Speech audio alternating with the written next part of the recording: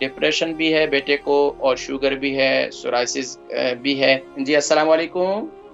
वालेकुम सलाम। कहते हैं जी, नाम, उम्र, आपका वज़न? प्रोग्राम बहुत अच्छा है।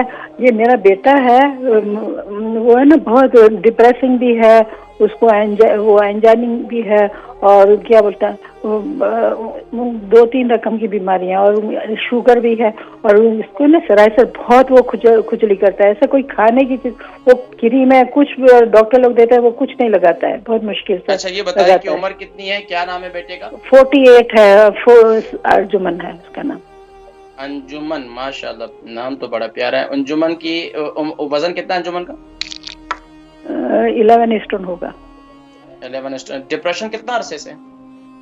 बहुत टाइम से है। अच्छा, क्यों डिप्रेशन में क्यों चले गए? जवान बच्चा आपका। वो इसके है ना, शादी होके टूट गई थी, तो बच्चे लेके वो चले गए ना।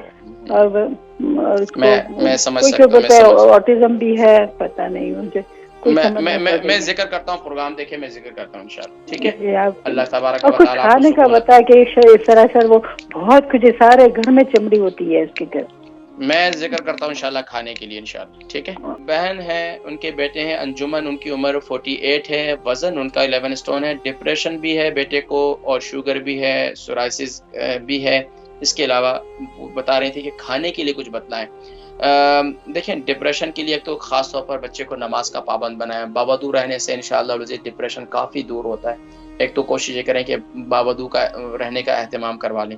दूसरा काम ये करें, शुगर के लिए रात को सोते वक़्त जो है उन्हें मेथी दाना ग्राइंड करके पाउडर बना लें, वो उनको इस्तेमाल करवाना शुरू कर दें। अगर शुगर का पूरा नुस्खा इस्तेमाल करना शुरू कर दें, काले जो 100 ग्राम मेथी दाना और 100 ग्राम जो है काजू, ये ले लें, इसका नुस्खा तैयार कर लें और इन्हें ये इस्तेमाल करवाएँ, ये बहुत मुफ़ीद है। दिन में भी सुबह नाश्ते में भी इस्तेमाल करवाएँ और रात को सोते वक़्त भी 1 चम्मच इस्तेमाल करवा लें।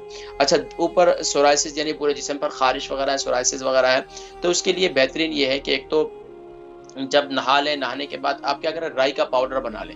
राई का और मेथी दाने का पाउडर, दोनों को एक-एक चम्मच डालकर, 2-2 चम्मच डालकर पानी के अंदर डाल के उसको उबाल लें।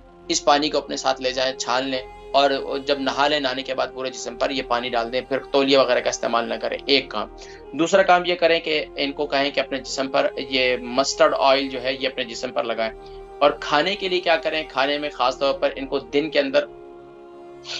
में ख़ास तौर पर इन्हें जो आप यानी कि आप करी वग़ैरह बनाते हैं, उसमें थोड़ी-सी आप फ्रेश हल्दी का इस्तेमाल करना शुरू कर दें और टिन के टमाटर जो है अगर वो इस्तेमाल करते हैं तो वो ज़रा छोड़ दें और इसी तरह फ्रोज़न अशिया जो है वो इस्तेमाल करना छोड़ दें और ख़ास तौर पर अंडे से करवाएँ, अंडे से परहेज़ करवाएँ, फ़िश से परहेज़ करवाएँ, गरम अशिया से थोड़ा-सा परहेज़ करवाएँ।